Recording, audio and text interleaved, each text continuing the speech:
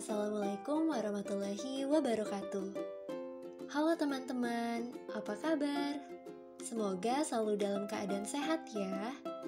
Perkenalkan, kami dari tim Fikes UHAMKA yang terdiri dari Ibu Helda, Ibu Syifa, Ibu Yoli, dan kakak-kakak mahasiswa. Kali ini kita akan membahas terkait topik anemia. Kalian pasti sudah tidak asing kan? Yuk kita simak lebih lanjut terkait anemia. Kira-kira apa sih anemia itu? Anemia adalah kondisi yang terjadi ketika konsentrasi hemoglobin atau Hb lebih rendah dari nilai normal. Nah, Hb itu sendiri merupakan bagian dari komponen sel darah merah yang berfungsi untuk mengikat oksigen dan menghantarnya ke seluruh tubuh. Menurut riset kesehatan dasar atau Riskesdas yang dilakukan pada tahun 2013, anemia banyak terjadi pada anak usia 5-14 tahun. Sedangkan menurut Riskesdas pada tahun 2018, anemia lebih banyak terjadi pada anak usia 15-24 tahun. Jika dilihat dari jenis kelamin, baik Riskesdas tahun 2013 dan 2018 menemukan bahwa anemia lebih banyak terjadi pada anak perempuan daripada anak laki-laki. Anemia dapat diklasifikasikan atau dikelompokkan berdasarkan kadar Hb di dalam tubuh.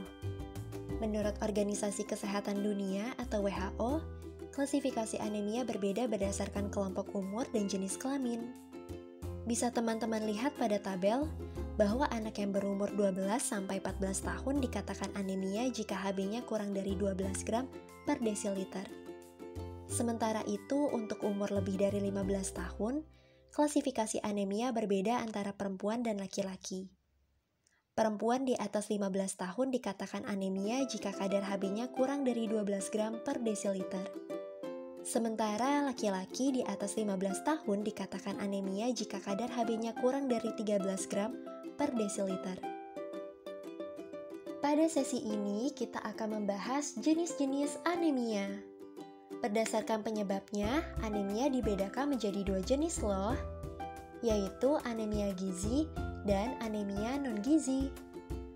Anemia gizi disebabkan karena kekurangan zat gizi seperti besi, vitamin E, vitamin B12, vitamin B6, dan asam folat.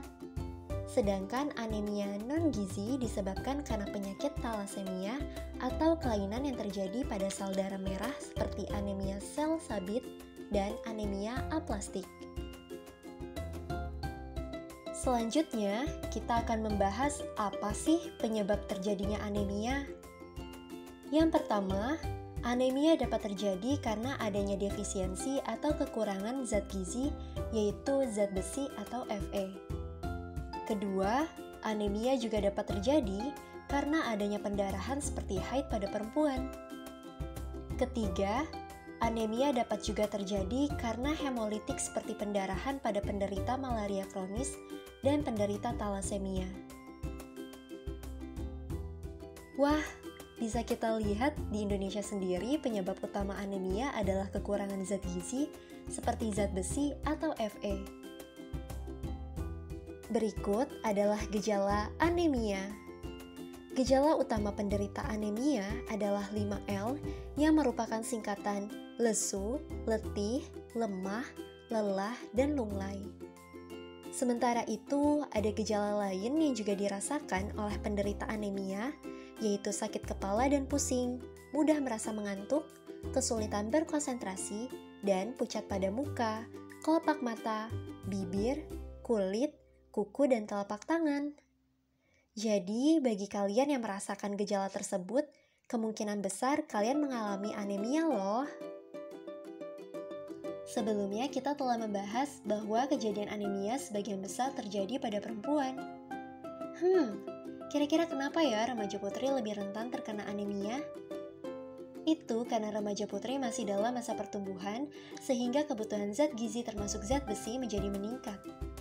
Lalu remaja putri juga sudah mulai mengalami haid yang menyebabkan remaja putri kehilangan darah setiap bulan. sehingga membutuhkan zat besi 2 kali lipat lebih banyak. Selain itu, demi mendapatkan bentuk tubuh yang ideal, remaja putri terkadang menerapkan diet yang ekstrem loh. Sehingga pola diet yang keliru dapat membuat asupan zat gizi menjadi tidak terpenuhi. Adapun dampak terjadinya anemia baik dalam jangka pendek maupun jangka panjang. Dampak jangka pendek anemia adalah menurunnya daya tahan tubuh sehingga mudah terkena penyakit infeksi, menurunnya konsentrasi sehingga berdampak pada prestasi belajar. Untuk jangka panjang, dampak anemia berupa terganggunya kesehatan ibu dan bayi, seperti bayi lahir prematur, terganggunya tumbuh kembang pada anak, pendarahan saat melahirkan, hingga peningkatan risiko kematian ibu dan bayi. Wah, seram ya apabila tidak dicegah dengan langkah yang tepat. Lalu bagaimana nih cara mencegah anemia? Yang pertama, meningkatkan konsumsi makanan sumber zat besi seperti daging, seafood, dan kacang-kacangan. Kedua, fortifikasi atau menambahkan zat besi pada bahan makanan yang dikonsumsi. Dan ketiga, adalah suplementasi atau konsumsi tablet tambah darah atau dikenal dengan TTD. Gimana? Mudah bukan? Yuk mulai sekarang atur pola makananmu dan rutin minum tablet penambah darah. Sekian penjelasan tentang anemia. Jika ada yang ingin ditanyakan, silahkan disampaikan saat kegiatan sore nanti ya. Terima kasih. Wassalamualaikum warahmatullahi wabarakatuh.